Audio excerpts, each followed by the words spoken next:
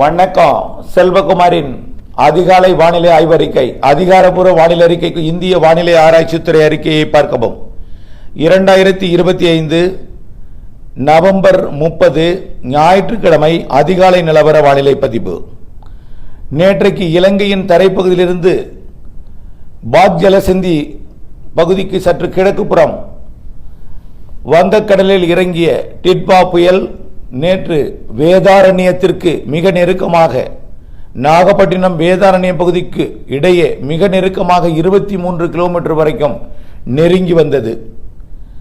நாம் ஏற்கனவே கணித்தபடி நெருங்கி 25 கிலோமீட்டர் 50 கிலோமீட்டர் வரைக்கும் நெருங்கி வரலாம், அல்லது தரையில் பாதி கடலில் பாதியாக செல்லலாம் என்று எதிர்பார்த்தது போலவே மிக நெருங்கி வந்து சற்று காற்றையும் கொடுத்தது. காற்று அச்சுறுத்தலை கொடுத்தது தவிர பெரிய அளவிலே பாதிப்பு வராது, அச்சப்பட வேண்டாம் என்று கேட்டுக்கொண்டபடியே அது மழை பொழிவையும் எதிர்பார்த்ததை விட குறைவாகத்தான் கொடுத்திருக்கிறது.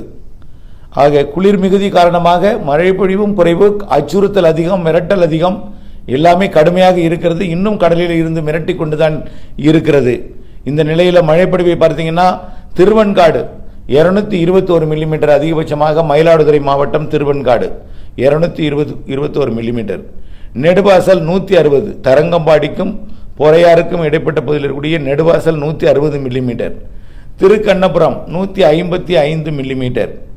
அடுத்தபடியாக திருக்கண்ணபுரம் என்பது திருவாரூர் மாவட்டம், தரங்கம்பாடி மயிலாடுதுறை மாவட்டம் 148 மில்லிமீட்டர், திருமருகல் நாகப்பட்டினம் மாவட்டம் 143, நாகப்பட்டினம் 138 மில்லிமீட்டர், மேல் ராமநாதபுரம் மாவட்டம் புல்லூர் 137 மில்லிமீட்டர், திருவாரூர் மாவட்டம் பேரளம் 128 மில்லிமீட்டர், ராமநாதபுரம் மாவட்டம் சித்தூர்பாதி 127 மில்லிமீட்டர், நாகப்பட்டினம் மாவட்டம் வேளாங்கண்ணி 118 மில்லிமீட்டர், நாகப்பட்டினம் மாவட்டம் தெற்கு பொய்கநல்லூர், வேளாங்கண்ணி, நாலுவேதபதி, இது எல்லாமே 118 மில்லிமீட்டர் தான்.